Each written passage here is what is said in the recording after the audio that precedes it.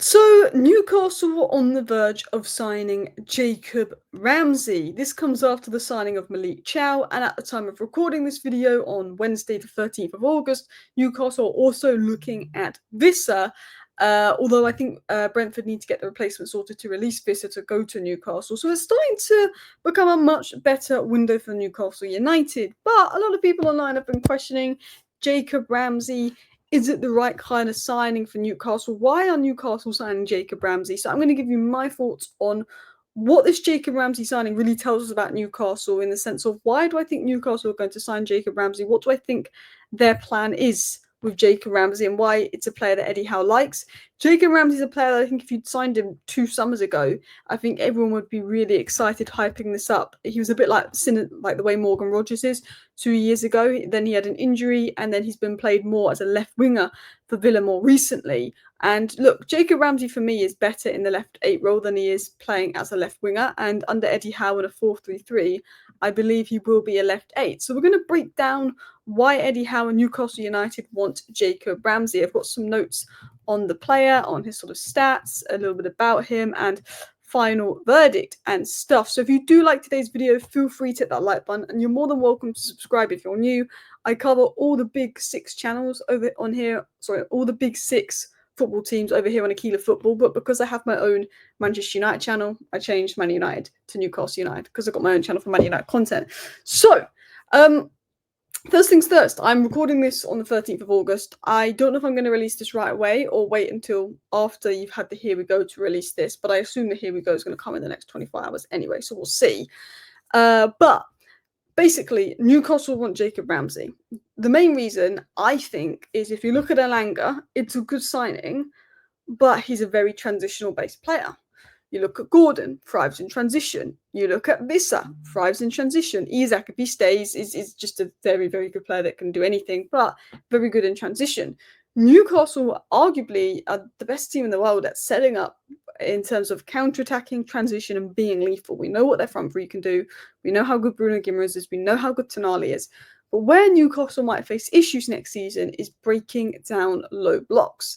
It is that creativity side. Now, Bruno Guimaraes is very good. He's very good at breaking down low blocks. He's quite a creative player, but sometimes he may need to fill in deeper. If something happens to Tonali, he's going to have to go back deeper. And one thing we've massively noticed about Newcastle, myself, and I think a lot of Newcastle fans have noticed this, is it's the minute there's an injury, whether it be Joe Linton, Tonali, or Bruno Guimaraes, but in most cases, Joe Linton, it seems to be, who gets injured. When Willock comes in or Longstaff comes in, there's a drop-off. There's a significant drop-off. Lewis Miley is fantastic for his age, but I think, you can't expect him to come in and fill the boots of Tonali or Bruno Guimaraes just yet. Newcastle need another body in that midfield. You could argue another 2 with Champions League games going up, because the minute one of those midfielders is injured, you notice a drop-off in Newcastle's game. Now, what Jacob Ramsey brings is 2 boxes. One, it's a body. I think Joe Willock looked really promising, got the injuries, not been the same player since. You could say the same about Jacob Ramsey, but he's definitely a level ahead of Joe Willock. He was much better for Villa last season than Joe Willock was for Newcastle last season. So one, you've got that upgrade on Willock to go in if there's an injury in midfield. But number 2, it is breaking down low blocks. That is something that Newcastle United might struggle with. Not saying that they will, but, I think you've got a lot of players like Elanga where he's not a specialist in breaking down low blocks. You get what I mean? So with someone like Jacob Ramsey, he is someone that can play in the left 8. He's not really going to play left wing with Gordon and Barnes there, and he's better in the left 8, can play as a 10, and he's very good at operating between the lines, finding space and popping up with late box runs. So when you're coming up against a low block, he's really good at not only creating space, but able to find space, able to get into areas. And because he's quite press resistant and very comfortable carrying the ball high up the pitch, he will also help sustain pressure high up the pitch because he's not someone that's easy to push off the ball. So what does this deal tell us? For me, it tells us that Eddie Howe is looking to improve the floor of his squad. Eddie Howe, when he was last in the Champions League with Newcastle United, it started well, the big win of the PSG. I think you got robbed in the other PSG game. I think it was a penalty that wasn't a penalty. It was a bit of robbery. And obviously, after you got knocked out of Champions League, all these injuries came in as well. And Newcastle's season sort of fell apart. It was a promising start, fell apart with injuries. I think Eddie Howe is looking at this and saying, I need some actual good depth. Jacob Ramsey's played in the Champions League. I need some good cover. Because one, it's a lot to expect a player to play all 38 games in the season, but two, with the Champions League, with Europe, with all the other games on top, I think he might want two bodies. Depends what his plan is for the likes of Miley. So that's number one. But also he's looking at profiles. He wants the right physical profiles. Jacob Ramsey has that. You know, he's also homegrown, which will help. But he's got the right physical profiles, the right press. It suits his system. It's an upgrade on Willock. But he also knows that Newcastle will need to be more creative.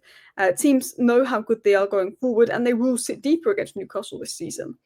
So you're looking at someone that's good between the lines. There was a point in his sort of breakthrough season in 23-24 when Sky Sports got these metrics up. And at that time, and this isn't the case now, but at that time, he was only second behind Kevin De Bruyne in his breakthrough season for receiving high between the lines. A player that was able to get between the opposition's midfield and defensive lines, receive the ball, keep the ball, play the ball onwards. That's what he's very good at. When you're coming up against a low block, you need to be either creative, you need game winners that can get high shot volume and just make something out of nothing.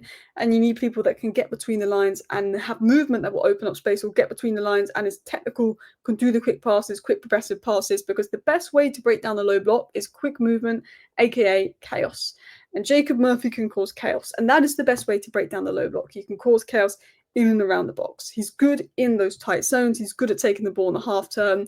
I remember watching him, and it was Unai Emery's first game at Aston Villa when Man United faced Villa, and we got destroyed by Jacob Ramsey. I think that was one of Jacob Ramsey's probably top 3 games in a Villa shirt for me. He obviously played a really good through ball into Leon Bailey, who put Villa 1 up against us. And then at the end, he scored a box crashing goal in the second half to make it 3-1 to Villa. But I remember that game when this was Jacob Ramsey's season, when he was seen as sort of the same way Morgan Rogers is seen now. He was so good under Unai Emery in Unai Emery's first season, just getting in those areas, whether it be a late run and Man United's midfield didn't pick him up and he scored, whether it was getting the ball, but when he got the ball, he could play those really quick progressive passes through the lines onto Leon Bailey, who was also good that season that dropped off last year, and he can score a goal. Boom. So Leon Bailey was good in 22-23 and 23-24, but he was not good in 24-25. But yeah, we're going to talk about Jacob Ramsey, the drop-off, but I do think he's got good quality in small spaces. I do think he's good at playing those progressive passes, but he has dropped off. He's a player that, again, I think 2 years ago was seen as a 60, 70 million Morgan Rogers type player. Now, I believe going for 40 million. Some Newcastle fans aren't happy about it. 2 goals in the last 2 seasons. Obviously, was completely injured the season before, really. So we're going to talk about it. We're going to talk about him. We're going to talk about potential weaknesses. I just wanted to start with the strengths, which the main strengths are, of course, his movement in between the lines, operate between the lines, carrying, ball carrying, one of the best ball carriers in the league.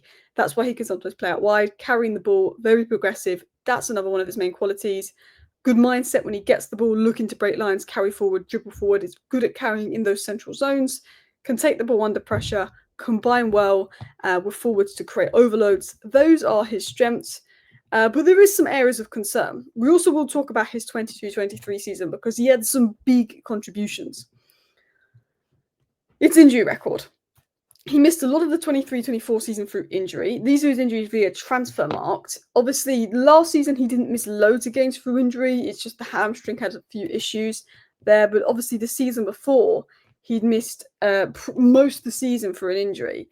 And he had and I think, his game dropped since that injury. And he's not quite been the same since. So I think the fear Newcastle United fans have, which is rightly so fear, is, well, Willock was really promising, got all these injuries, and Joe Willock hasn't been the same. Could the same happen with Jacob Ramsey? I also think as well, while Jacob Ramsey's a good player, do Villa want to sell him for a reason? He's been good for Villa, he's been solid, but he's not quite been the player that maybe Villa were hoping he was going to be. But at the same time, he's mostly been thrown onto the left wing. He's not a left winger.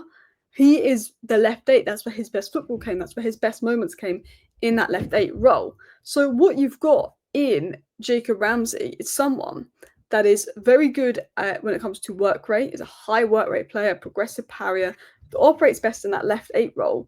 And you're not going to see that under Unai Emery. But you're going to see that under Eddie Howe, which I think is why Newcastle will be looking at him. Obviously, in big games in the 22-23 season, he got a goal and 2 assists versus Manchester United that season, a goal versus Liverpool, a goal and assist versus Newcastle, a goal versus Tottenham, a goal versus Chelsea. So while his goals and assist numbers haven't been good the last 2 years, not that he's played loads of minutes, he obviously showed in that 22-23 season what he can do. And if Newcastle get that Jacob Ramsey, it will be well worth 40 million. You know, there's an element of risk, I think, with every signing, but I think if they unlock that Jacob Ramsey, it will be well worth the money because he was phenomenal in that season. There is a debate over the fee, 40 million right now, maybe based off the last 2 years, he's a 30 million player, I guess you could say. But when you're looking at Villa being direct rivals of Newcastle, because I think they're the 2 teams that you think will battle for that final UCL space next season, unless Man United or Tottenham do something crazy, Villa obviously will not want to sell to Newcastle for cheap. He's obviously homegrown, which puts the price up. And Villa 2 years ago would have valued him at 70, 80 million.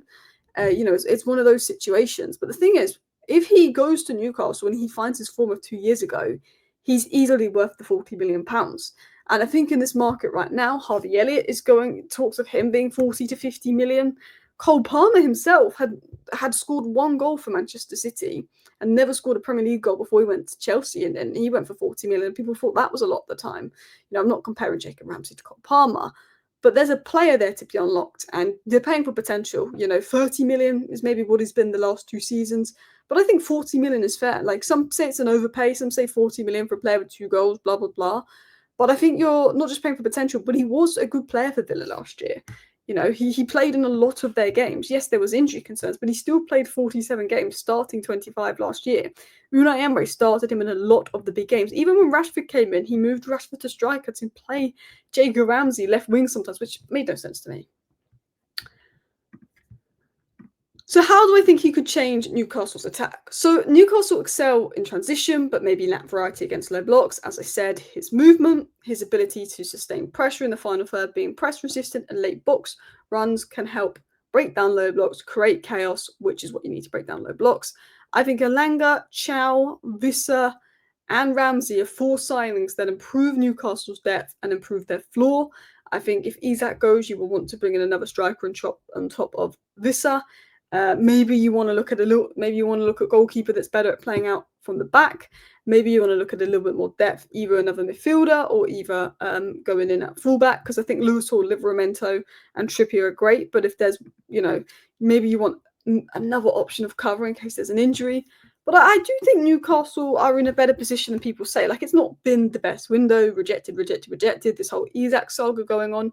But Newcastle do have a good manager in Eddie Howe that is known for getting the best out of players. So while Jacob Ramsey, look, he could flop, under Eddie Howe, I think he will work. I think he'll be successful. He suits what Eddie Howe wants. He suits Newcastle more than Villa in the role he'd be at Newcastle.